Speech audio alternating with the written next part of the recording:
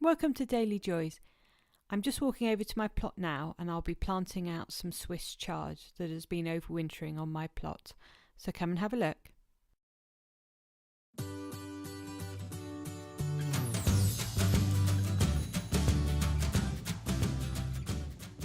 These are the two varieties of Swiss chard that I've been overwintering, and I'm now going to be planting them out into this bed here. I sowed these in late summer last year, and I do this so that I can get a really early crop of nice green leafy vegetables in the spring. And I find that most years I'm able to start harvesting them from late March to early April, which is great because it's before the rest of your green leafy vegetables are ready to harvest.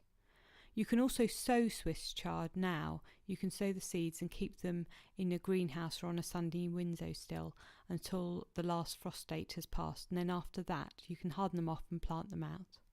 I find that as I live in the south of England where it's quite mild and we don't tend to get many hard frosts, my Swiss chard survives outside all year round, and then if I do get a hard frost I just come down to the plot and I put some fleece over the top of it just to protect it.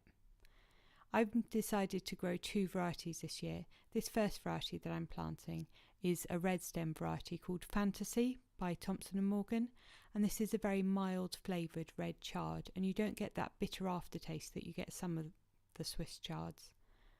It's also very, very pretty. It's a very ornamental plant, and I love my Swiss chard beds because they always look so pretty.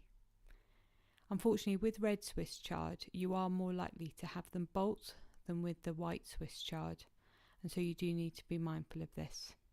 Now with the red Swiss chard I like to eat the leaves like I would spinach, but with the stems I like to put them into soups and stews and things like that.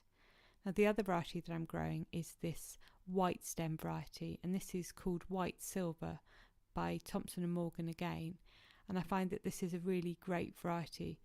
It's very mild tasting, it's almost like a spinach, and I like to eat this raw when it's small leaves, and then once it gets a bit bigger I steam it like spinach. And then with the white stems you can eat them like asparagus, or you can chop them up and have them in stir fries, and they add a nice little extra crunch to it, which is really lovely. With these they get quite large, they get to around 50 centimetres or 20 inches in height, and so you need to make sure that you give them lots of space, and I like to give them 20 to 22 inches between each plant so that they can get nice and big.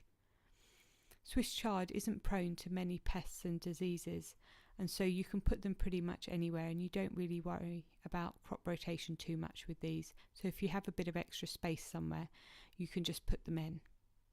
They do, however, suffer from slugs and snails, so you need to try and get rid of these if you can. I like to go out and pick them off in the evening.